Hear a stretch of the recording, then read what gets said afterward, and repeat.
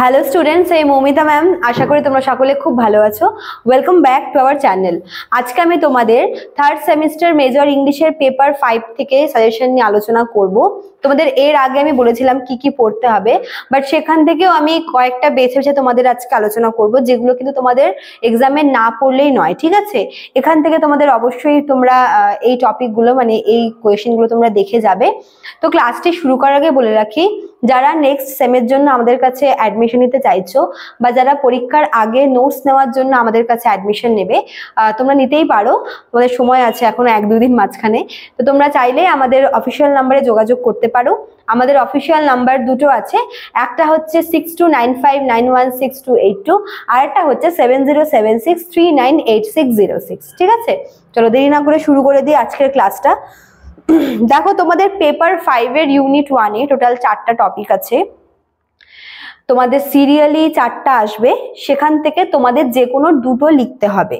তো আমি বলবো যে তোমাদের যে কোনো 3টা টপিক পড়লেই কিন্তু হয়ে যাচ্ছে। ঠিক আছে, এবার এই 3টা টপিক কোন বিশেষ 3টার উপর তোমরা জোর দেবে সেগুলো বলছি।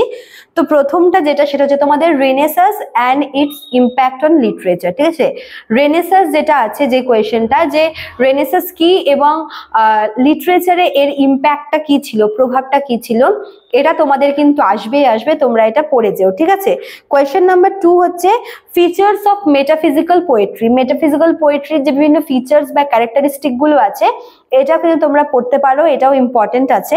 কোয়েশ্চেন নাম্বার 3 হচ্ছে discuss in brief about Elizabethan poetry. Elizabethan poetry সম্পর্কে তোমাদের লিখতে হবে। ঠিক আছে, তো এই 3টা টপিক তোমরা কিন্তু অবশ্যই দেখে যেও।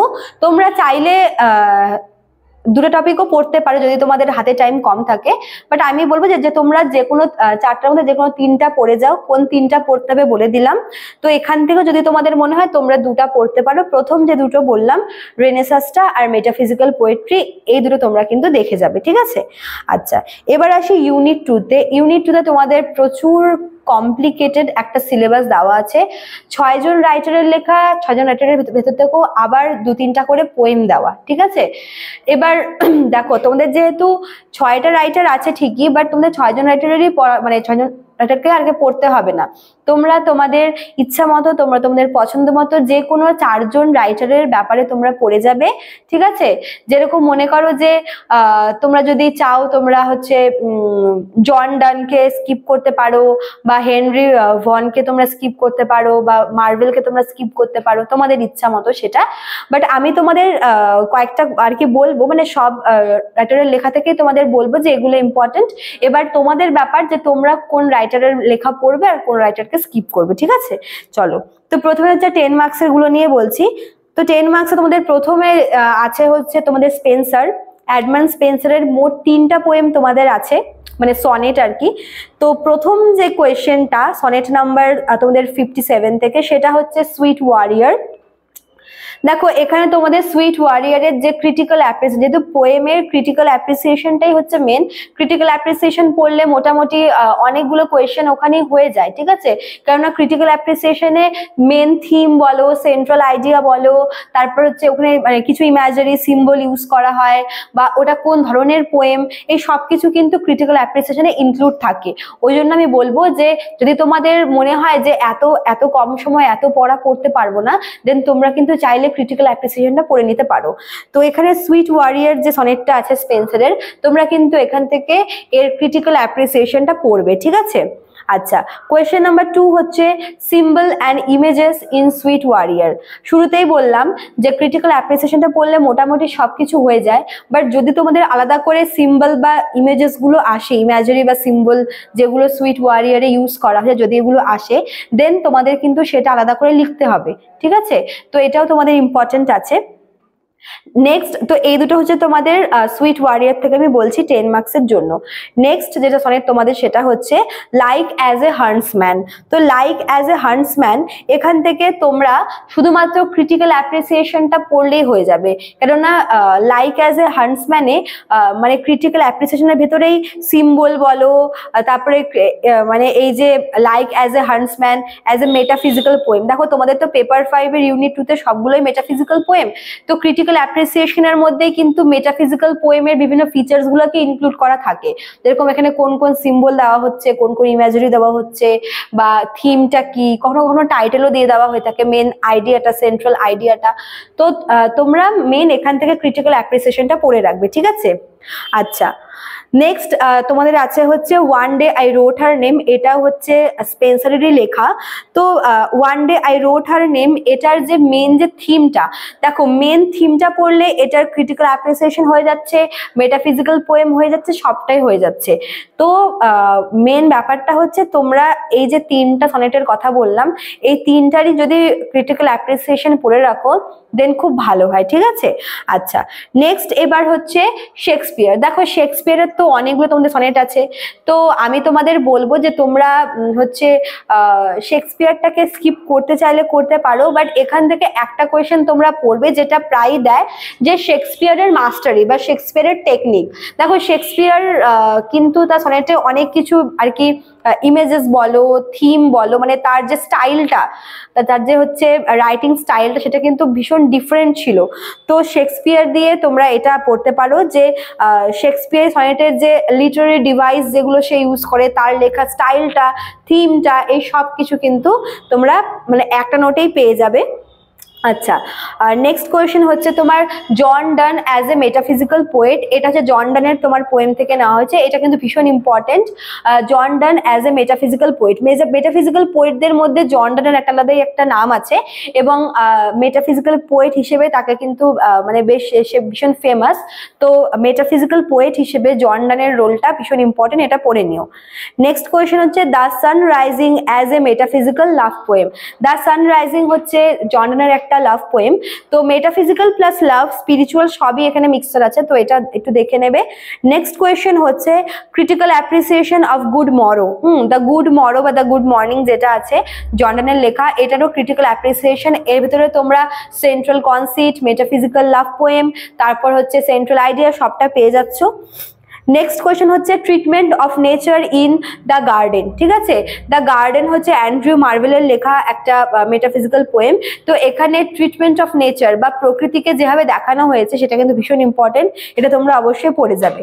নেক্সট কোয়েশ্চেন হচ্ছে টু হিজ কয় মিস্ট্রেস। টু হিজ কয় মিস্ট্রেস হচ্ছে এটা মার্ভেলেরই আরো একটা মাস্টারপিস বলতে পারো।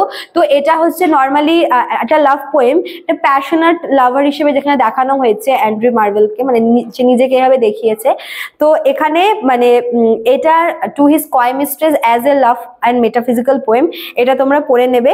আর এখানে না একটা কার্পে ডিয়েম বলে থিম দেখানো হয়েছে, ঠিক আছে?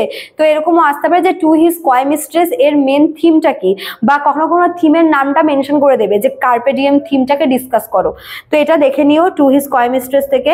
দেন হচ্ছে তোমরা হচ্ছে জন আর কি সরি হেনরি ভনের যদি আমরা আর কি পোয়েমগুলো দেখি, দুটো আছে, রিট্রিট আর হচ্ছে রিজেনারেশন। রিট্রিটটা বেশি মানে বেশি ইম্পর্টেন্ট, এখানে তোমাদের চাইল্ডহুড আর অ্যাডাল্টহুডের মধ্যে যে ডিফারেন্সটা সেটা দেখানো হয়েছে, এটা ভীষণ ইম্পর্টেন্ট কোয়েশ্চেন। নেক্সট হচ্ছে তোমাদের পুলি আছে আর হচ্ছে কলার আছে। পুলি আর কলার দুটো থেকে তোমরা ক্রিটিক্যাল অ্যাপ্রিসিয়েশনটা পড়ে রাখো, তাহলেই হবে। তো এই কটা তোমাদের আমি সবগুলো রাইটার থেকেই বললাম। এবার তোমরা তোমাদের ইচ্ছা মতো, যদি তোমরা মনে করো যে শেক্সপিয়ার পড়বো না বা জন ডান পড়বো না, তো তোমরা তোমাদের ইচ্ছা মতো রাইটারকে স্কিপ করতে পারো এবং বাকি থেকে পড়ে নিও, ঠিক আছে? এবার হচ্ছে 5 মার্কসের কোয়েশ্চেন নিয়ে বলছি। 5 মার্কসের কোয়েশ্চেন প্রথমে হচ্ছে স্পেন্সারের সুইট ওয়ারিয়ার দিয়ে শুরু করছি। তো কোয়েশ্চেনটা হচ্ছে what is the request to the sweet warrior, মানে সুইট ওয়ারিয়ার কোন জিনিসটাকে রিকোয়েস্ট করা হচ্ছে বা কোন জিনিসটাকে প্লিডিং করা হচ্ছে। নেক্সট কোয়েশ্চেন হচ্ছে টাইটেলটা, সুইট ওয়ারিয়ার সনেটটার নাম সুইট ওয়ারিয়ার কেন, বা টাইটেলটার যে ইম্পর্টেন্স সেটা, বা কেন হচ্ছে ওয়ারিয়ারকে সুইট বলা হচ্ছে, তো এটা হচ্ছে এখান থেকে দেখে নেবে। নেক্সট হচ্ছে লাইক অ্যাজ এ হান্টসম্যান, এখান থেকে তোমরা পড়বে যে হচ্ছে এন্ডিংটা। এই সনেটটার এন্ডিংটা কিন্তু ভীষণ ভালো, কেননা সনেটটার শুরুতে আমরা একভাবে দেখি এবং সারপ্রাইজিংলি শেষের দিকের এন্ডিংটা কিন্তু ভীষণই একটা মানে অন্যরকম ভাবে শেষ হয়। তো এন্ডিংটা তোমরা এখান থেকে দেখে নিও। নেক্সট হচ্ছে কোয়েশ্চেন টাইটেল গুড মরো টাইটেলটা আমি বলবো, তোমরা এখান থেকে পড়বে। তারপর গুড মরো থেকে একটা হচ্ছে আমি লাইন বলছি, সেটা হচ্ছে where can we find to better hemisphere, where can we find to better hemisphere, এই লাইনটা কিন্তু তোমরা অবশ্যই হচ্ছে পড়বে, ঠিক আছে? এটা গুড মরো থেকে একটা লাইন তুলে নেওয়া হয়েছে। আচ্ছা, নেক্সট কোয়েশ্চেন হচ্ছে তোমাদের সানরাইজিং থেকে যে সেন্ট্রাল কনসেপ্ট ইউজ করা হয়েছে সেটা তোমরা এখান থেকে পড়ে নিও। তারপর হচ্ছে এ ভ্যালিডিকশন বলে একটা পোয়েম আছে জন ডানের, এখান থেকে আমি ব্রড কোয়েশ্চেন বলিনি, বাট শর্ট কোয়েশ্চেন তোমরা এখান থেকে পড়বে টাইটেলটা, ঠিক আছে? আচ্ছা, নেক্সট হচ্ছে তোমার দ্য গার্ডেন থেকে ক্লাসিক্যাল মিথের যে ইউজ করা হয়েছে, এখানে মাইথোলজিক্যাল একটা জিনিস এখানে দেখানো হয়েছে, অ্যান্ড্রু মার্ভেল দেখিয়েছে, সেটা তোমরা এখান থেকে পড়বে। টু হিজ কয় মিস্ট্রেসে, এখানে কয় কথাটার মানে কি, ঠিক আছে? বা কেন মিস্ট্রেসকে কয় বলা হয়েছে এটা তোমরা দেখবে।